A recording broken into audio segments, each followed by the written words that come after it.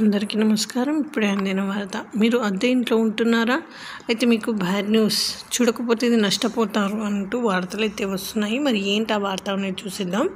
Friends, video skip చేయకుండా చివరి వరకు చూడండి. అలా అయితే మీకు పూర్తి ఇన్ఫర్మేషన్ అందుతుంది. అలానే చాలామంది చూస్తున్నారు కానీ సబ్స్క్రైబ్ చేయడం మర్చిపోతున్నారు. దయచేసి సబ్స్క్రైబ్ చేయండి. అలానే లైక్ చేయండి. ఇంకా లేట్ చేయకుండా వీడియోలోకి వెళ్ళిపోదాం. అద్దెకుండేవారు యజమాని ఇష్టాలను బట్టి నడుచుకోవాల్సి ఉంటుందని అలహాబాద్ హైకోర్టు తెలిపింది.